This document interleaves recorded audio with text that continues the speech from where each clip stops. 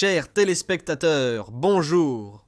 Ici le studio Sansor, toujours à vos côtés. Nous allons vous transmettre les dernières nouvelles sur la guerre entre Israël et l'Iran. Cette fois, une attaque massive de missiles sur le centre d'Israël semble avoir provoqué un choc important dans le pays. Selon la compagnie d'électricité israélienne, les frappes aériennes iraniennes ont sérieusement endommagé le réseau électrique du centre d'Israël. La compagnie d'électricité israélienne a annoncé que des équipes s'affairent à réparer les dégâts, mais l'accès au site est compliqué en raison du danger d'électrocution dû aux câbles abîmés. Dans la région de Tel Aviv, une odeur d'explosifs persiste suite aux attaques continues de missiles balistiques menées par l'Iran, causant des dégâts.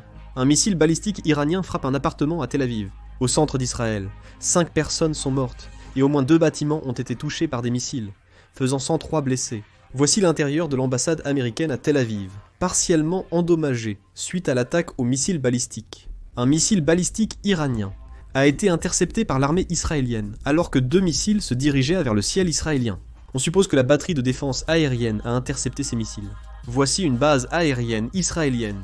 C'est ici que les missiles balistiques envoyés par l'armée iranienne continuent d'être interceptés. Ici.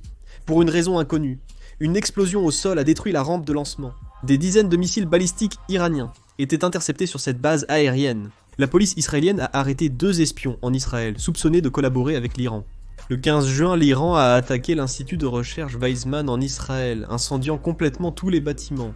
L'institut de recherche Weizmann en Israël, berceau de la recherche scientifique fondamentale du pays, laisse présager des dégâts importants pour Israël. Le président iranien a affirmé que, selon la politique du guide suprême, l'Iran ne détiendra pas d'armes nucléaires, une conviction qu'ils ont fermement adoptée.